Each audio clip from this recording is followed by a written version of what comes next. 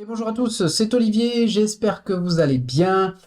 Et dans cette vidéo, on continue sur Try Hack Me avec la salle M Kingdom. Voilà, salle que j'ai beaucoup aimée, vous allez voir, c'est plutôt fun à faire. Allez, on a notre adresse IP.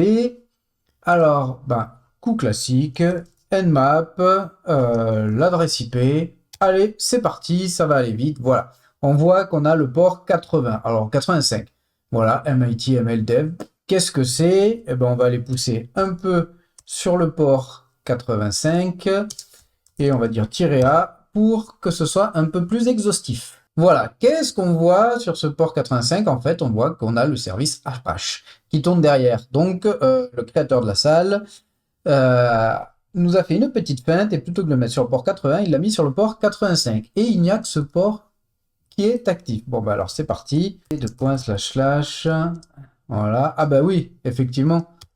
J'ai oublié de mettre le port 85. Hop, non, 2.85. Hop, on va virer le S. Voilà, c'est lancé. Alors, ok. Boahaha, pathétique, you'll never learn. Ok, une image de Bowser.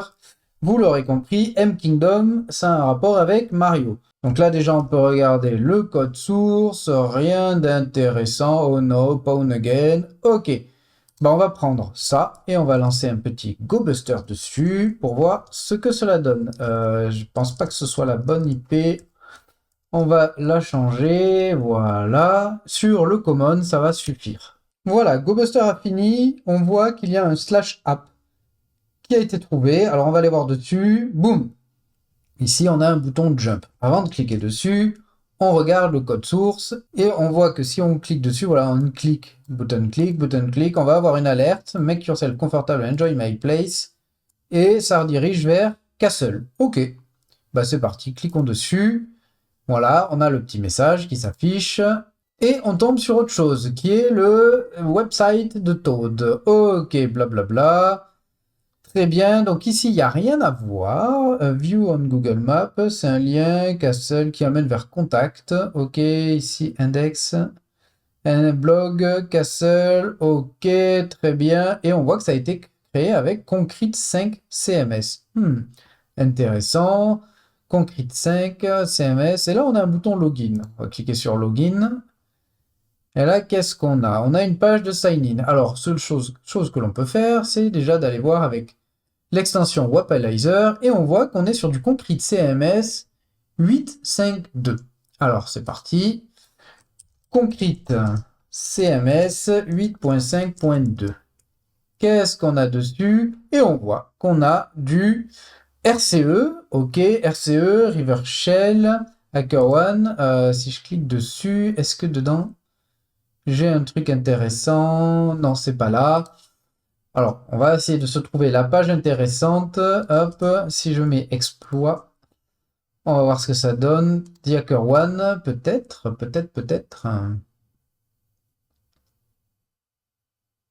Voilà, on a ça. Et voilà, step to reproduce. Alors, ça va être utile. Mais, première étape, logging as admin user. Ok. Ça va nous être utile pour après. Mais pour l'instant, ce serait d'arriver à rentrer sur ce site. Alors, avec un peu de tests rapides, on peut y rentrer. Ce sont des tests que j'ai pas fait. J'ai été idiot de pas les tester dès le début. Moi, j'ai essayé avec Hydra. Donc, on va se faire le petit Hydra. Donc déjà, on va ouvrir la page ici. On va rentrer n'importe quoi. Login, voilà. Et donc, hop, on va dans Network. Et on a une requête post. Voilà, on va récupérer les infos ici de la requête, on a le payload. Ici, on va récupérer cette info pour se fabriquer une commande Hydra. Donc pour cela, allez. Donc Hydra, pour rappel, ça sert à faire du brute force, tout simplement. Donc Hydra, voilà. Donc là, j'ai déjà toute la commande qui est tapée, mais je pense qu'il va falloir que je change le token, voilà, qui à mon avis n'est pas le même. Hop, je vais prendre ça. Allez. Il veut pas. Bon, écoutez, ce qu'on va faire, on va tout sélectionner, copier, on va aller venir le mettre là-dedans. Là, j'ai mon token. Tiens, il y a 1% dedans. Ok, alors 1, 7, 2, 2. C'est pas le même, hein, ça a changé. Hein. un set de... Ah bah si, c'est le même. Bon, écoutez. Ah non, il finit par 9BE et pas ici, donc. Hop. Tac. Donc, bien sûr, je me suis raté dans ma commande. Allez, hop, j'ai fait un CTRL W pour effacer le mot, mais ça m'a effacé toute la commande. Donc, on va virer ça. On va mettre celui-là. Donc, voilà. Bon, pour expliquer. Ah oui. User admin. Si première étape que j'avais faite, hop, ça on va s'en servir plus tard. On a fait concrete CMS default credential, concrete CMN pest testing, ok, admin username email logging, there is no default password, blablabla. Bla bla. Là, où est-ce qu'il nous dit voilà, password, so if it is admin. Voilà, admin and concrete, je crois que quelque part il dit que le default username is admin. Donc c'est pour ça que ici là, j'ai mis admin. Ensuite, je lui dis, bah, fais-moi de la ROQ.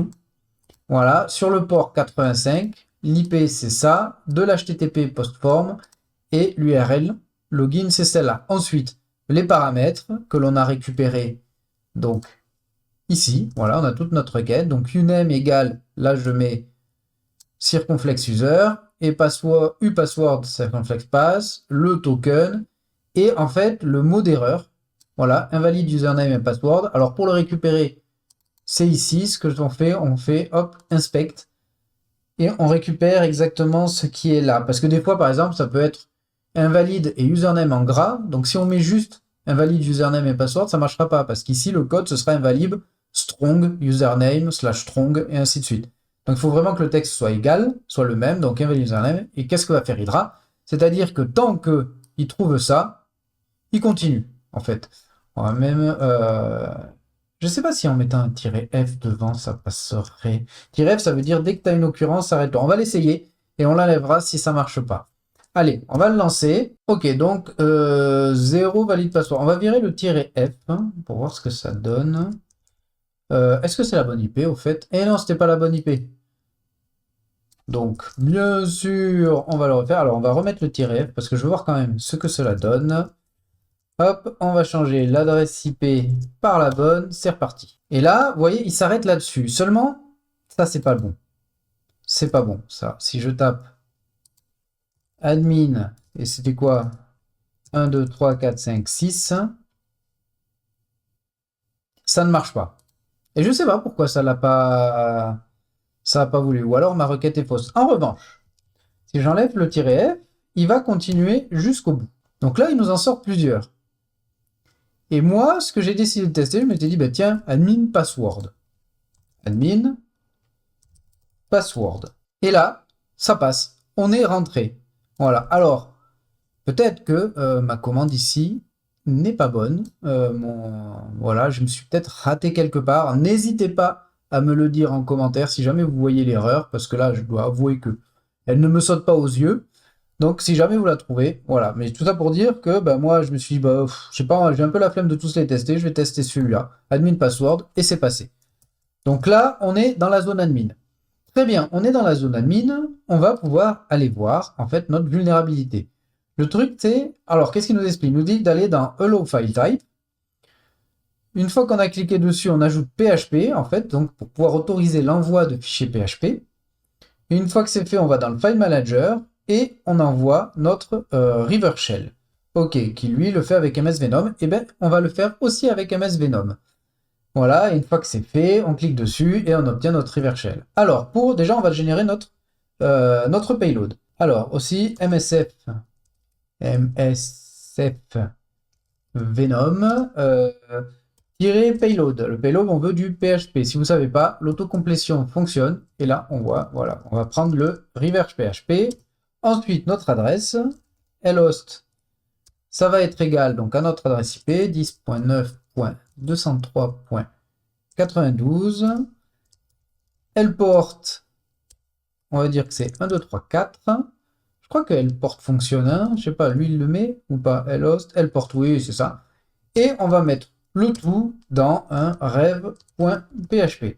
Voilà, il nous a généré notre payload qui est rev.php. Alors comme vous pouvez voir, je suis dans le temp directement, j'ai oublié de créer. Allez, on va faire mkdir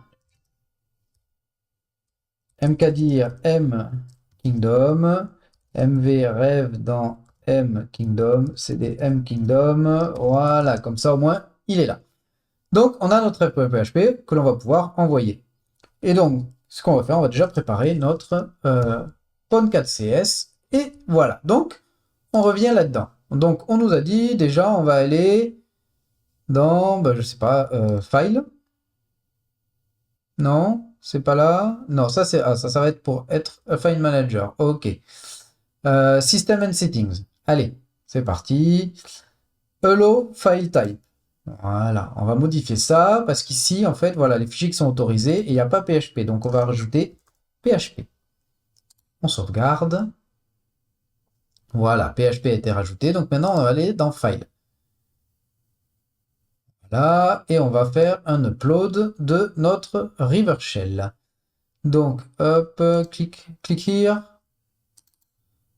Ok, temp, il est là.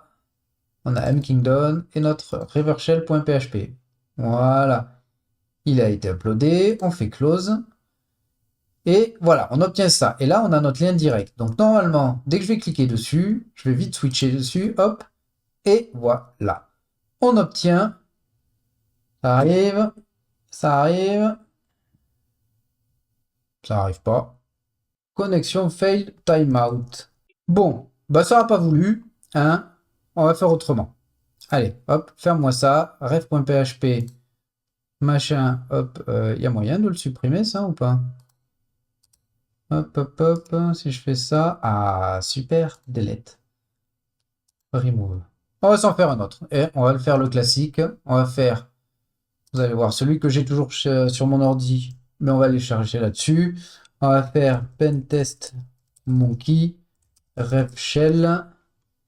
Hop, on va mettre PHP. Voilà, on va prendre celui-là. Voilà, parce que je sais que celui-là, il est fonctionnel. Il marche très très bien.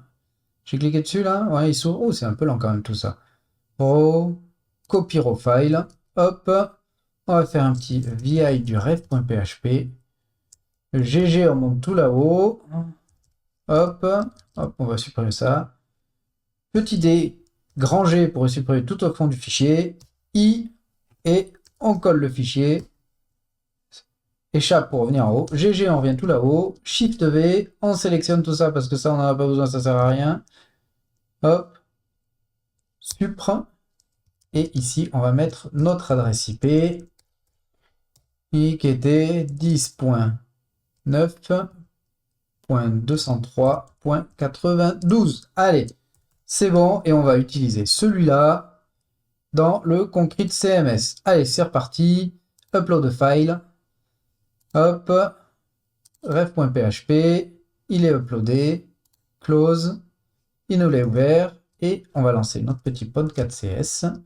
C'est parti, je clique dessus, et voilà, on est sur la machine. Bon, au final, hein, j'ai voulu tester les nouveautés, MSF Venom, ça n'a pas marché, ça marche pour d'autres choses, hein, mais là, ça n'a pas voulu. Écoutez, on va utiliser celui-là. Très bien, donc là, on est sur la machine. LL, alias LL égale LS-LH-color. On est où? PW, donc on est dans slash. Très bien. Déjà, allons voir ce qu'il y a dans Home. Donc ici, dans Home, on a deux utilisateurs, Toad et Mario. Donc en fait, il va falloir aller sur un des utilisateurs et pivoter sur l'autre avant de devenir root. Déjà, on va commencer notre investigation, notre énumération, de trouver quelque chose qui va nous permettre de devenir l'un des deux users. Pour cela, on va aller dans /var /w /html, voilà, et là, donc, on a notre application. cd app, cd castle, hop, je vais remonter. Voilà, donc on a différents trucs. Alors ça, c'est illisible, c'est package, ok. Alors on va aller voir dans l'application, cd application. Voilà, ça c'est pas mal, c'est quoi ça? C'est des configs. Config. Alors attendez, hop. Ici, et là, on a un database.php. Cat data base.php. Et là, on a des infos de base de données. Et on voit que le username, c'est Todd et le password, Todd is the best. Donc, on va les noter, hein, au cas où on en ait besoin pour plus tard. Ça, on n'en a plus besoin. Donc, Todd, c'est Todd is the best. Et bien, comme on a un mot de passe pour Todd, qu'est-ce qu'on fait? su-todd, on met Todd is the best. Hop, je l'ai pas. Et voilà. Voilà. Donc, c'est le mot de passe de Todd. On est passé à Todd. Très bien. Donc, LL, voilà. Donc, par contre, on remarquera, on n'a pas le user.text. Donc, je suppose, donc on peut supposer que là, on est Todd. Il faut arriver à devenir Mario. Parce que là, le problème, LL, mais si je fais // Mario, forcément, ça ne marche pas. Ok, là, petit truc qui m'a brain, smb.text. Je me dis, ah, il y a du Samba. Seulement non, en fait, si je fais un cadre de smb.text, c'est juste une petite image très jolie, voilà, en ASCII, qui représente le monde de Mario, et qui ne sert absolument à rien. Ce que je vais faire, avant de pivoter, de vous montrer directement les trucs, c'est le cheminement que j'ai fait. Je me suis dit à partir de là, bon, j'en avais marre de chercher, parce que je trouvais pas grand chose, et je me suis dit, allez, on va lancer Linpiz. Allez, c'est parti, on va se mettre dans /dev/shm, et on va faire un upload. Alors PSPy, ce sera pour plus tard, on va faire du Linpiz. Voilà, et on va l'exécuter directement, pas besoin de l'enregistrer. C'est parti. Alors, attendez, je vais rétrécir ça. Voilà, on va le laisser tourner et je vous montrerai les points importants à regarder. Donc voilà, Linpiz a fini. Donc on va j'ai essayé de retrouver tous les points intéressants à trouver. Alors déjà, voilà, on aurait pu, voilà, d'un point SQL History, on voit qu'il se set le mot de passe. Alors, hop, on va monter. Je vais faire sûrement des cuts pour que ça prenne pas trop de temps. Ah, premier truc. SUID of /bin/cat. Je vais le noter, comme ça, on y reviendra plus tard. Il y a celui-là, ce truc-là à regarder. Ensuite, voilà, l'autre truc, c'est ça. Et je crois que c'est tout. Donc ici, les deux trucs à regarder, c'est ça. Ça aura son importance pour plus tard. Voilà, c'est-à-dire que si on fait ça, hop, et que je fais un ll /bin/cat, on voit qu'il y a le SUID qui appartient à Toad. Donc quand je lance cat est exécuté en tant que Toad. Ça aura son importance pour plus tard. L'autre truc, c'est ça. Ça, où est-ce que ça se trouve en fait? Alors, non, je pense que si on tape env, on doit l'avoir là-dedans. Voilà. Mais on l'a aussi dans, hop, si je fais un cat.bashrc, voilà, on l'a, export token, password token, machin, machin. Donc, comme on peut le voir, ça finit par 2 égales, c'est du padding pour du base64. Donc, on va faire un petit écho de ce truc-là, pipe base64-d pour le décoder, et on voit qu'on a une petite chaîne de caractères. On a un truc qui ressemble à un mot de passe, qu'est-ce qu'on fait? su-mario, on rentre le mot de passe, et c'est bon, on est Mario. Très bien. Truc qu'on n'avait pas vu ici, je vous le refais, mais hop, non, c'est pas CTRL-D, exit.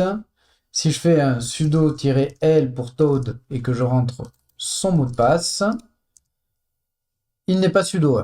Ok, donc su-mario, on va repartir à Mario. Voilà.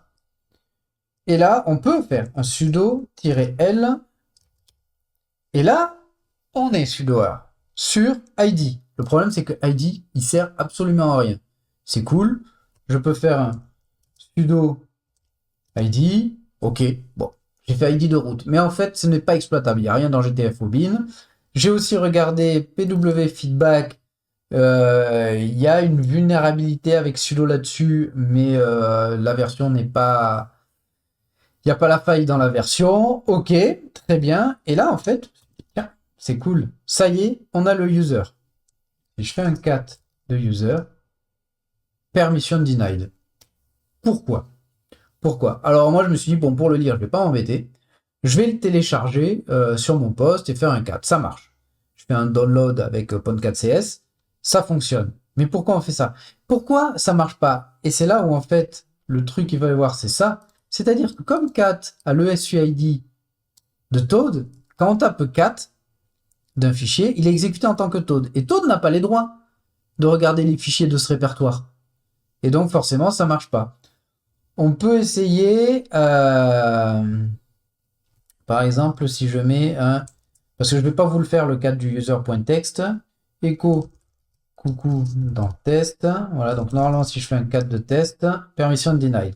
On va revenir à Toad. Ah, CTRL D, ça marche pas. On va revenir à Toad et on va faire un chmod -s/bin/cat. Donc là, si je fais un /bin/cat, j'ai plus le SUID. Et donc, normalement, si je me reconnecte en tant que Mario, normalement, 4 de test, c'est bon. Le 4 refonctionne. Il faut enlever le SUID du 4 pour le faire. Si vous ne l'avez pas, ça, il y a d'autres méthodes. Vous pouvez tenter avec more. More aussi va vous afficher le contenu des fichiers. Donc là, on est Mario. WC-L de user, on y a accès, pas -L, -C pour bien voir que, voilà, 38. Bon, 38 caractères, et oui, ça commence par THM et les accolades. Donc 32, THM, 32, 33, 34, 35, les accolades 36, 37, le fin de ligne 38. Voilà, 32 bits. Donc là, on est Mario. Maintenant, il faut devenir root. Ça prend un peu de temps, on va faire de l'énumération là-dessus, mais sur le moment, on va rien trouver. Même l'InPiz ne m'a pas trouvé ce que je cherchais. Et en fait, la dernière étape que j'ai faite en énumération, c'est de lancer PSPy. PSPy qui est en fait un espion des processus qui nous dit en fait ce qui se passe sur la machine en temps réel. Donc on va le uploader dans cd/dev/shm. Voilà, on va se mettre là. Upload. Donc, c'est pas ça, c'est PSPy. Lui, on va l'enregistrer complètement. Et en fait, PSPy va nous permettre de voir qu'il se passe quelque chose sur la machine. Et c'est ce qu'il va falloir exploiter.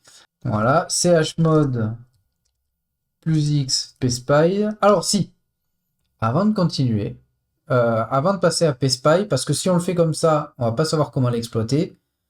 Le truc intéressant, si on pourrait relancer l'InPiz, qui va nous dire les fichiers intéressants qu'on n'a pas, que l'on possède. Il y a une autre technique, c'est d'utiliser find.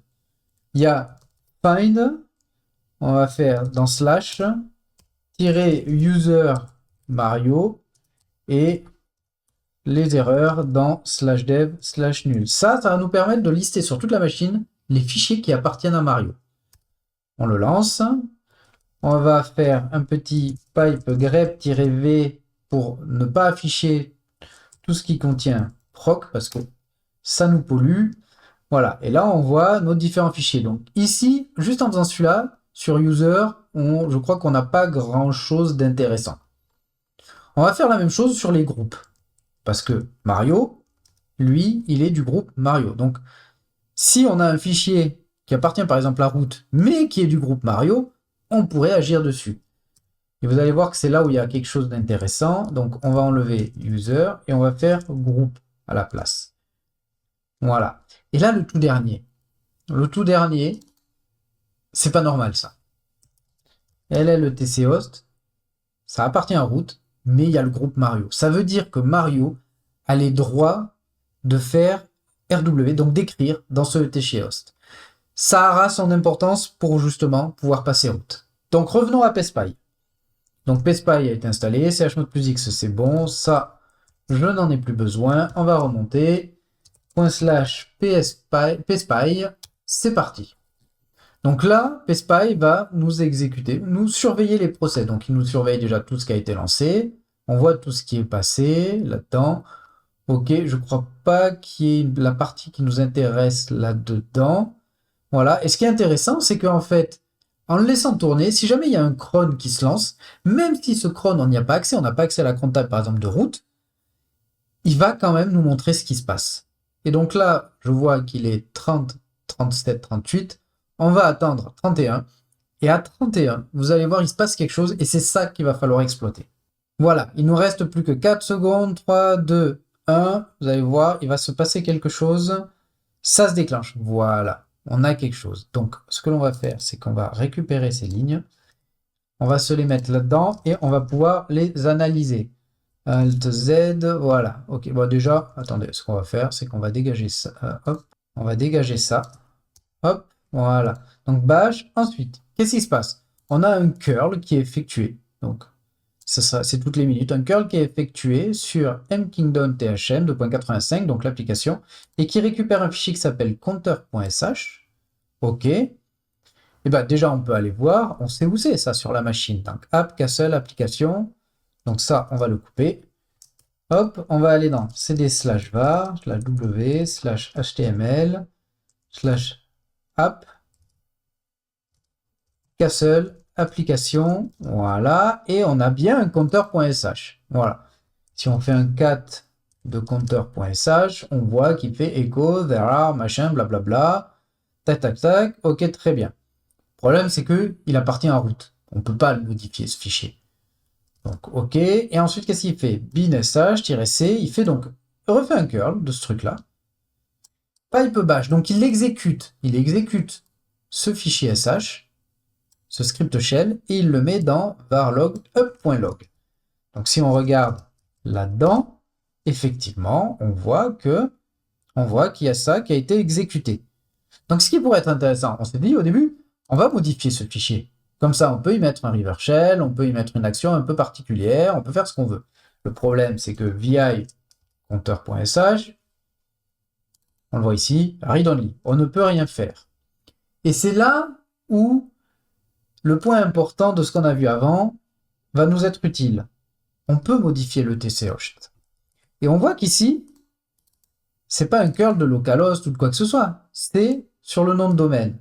Donc nous, dans le tchost, on va lui dire, ben ce nom de domaine là, mkingdom.thm, pointe sur l'IP de notre machine attaquante. Comme ça, vient récupérer un compteur.sh qui est sur notre machine. Et comme c'est exécuté en route, on peut pouvoir lui faire exécuter des commandes en tant que route. Pour cela, ben déjà, on va aller ici faire un vi /etc/host. Comme on peut voir, on n'est pas en read-only, donc on peut faire quelque chose. Et ici, on a le mkingdom. Donc, on va le commenter. On va copier la ligne. Alors, pour la copier, YY, ça copie la ligne. P, ça paste, copie-colle, ça colle la ligne. Voilà. Donc, on va modifier l'adresse IP. Alors, hop, mon IP, c'est 10.9.203.92. Donc, voilà. Donc, quand je vais sauvegarder maintenant, il va pointer vers cette adresse IP-là. D'ailleurs, on va sauvegarder. Et on va faire un petit watch de ce fichier. Et normalement, il devrait y avoir des erreurs vu que le fichier est irrécupérable. On va essayer de faire ça. Watch 4 de ça. On va voir ce qui se passe. On va voir ce qu'il affiche quand ça va arriver à la minute. Voilà, il reste 5 secondes. Allez, c'est parti. 58, 59, 60. Qu'est-ce qu'il m'affiche? Est-ce qu'il m'affiche quelque chose ou pas? Boom. No such file or directory. Exactement. Voilà. Donc, ça prouve bien qu'il ne trouve plus le compteur.sh. Donc, maintenant que ça c'est fait, donc ça tourne. Donc, qu'est-ce qu'il va nous falloir? Déjà, on va préparer notre river shell. Allez, voilà, ça c'est fait. Et ensuite, en dessous, hop, est-ce que je peux le monter? Voilà. Ici, ce que l'on va faire, on va se créer un serveur HTTP avec le même chemin, c'est-à-dire que lui, on va créer un serveur HTTP sur notre machine sur le port 85. On va créer des répertoires app, castle, application, et là-dedans, on va mettre counter.sh.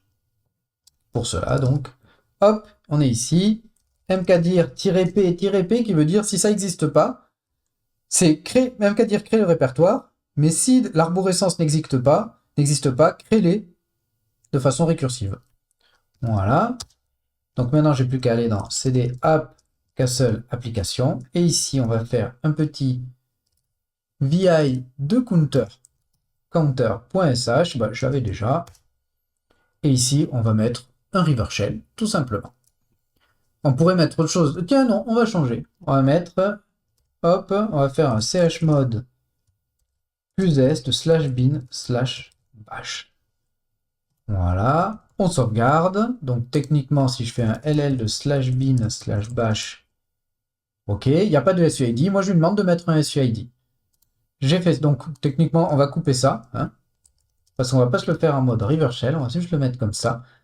Et là, maintenant, il n'y a plus qu'à ouvrir un serveur HTTP sur le port 85. Donc pour cela, Python 3-m HTTP serveur sur le port 85.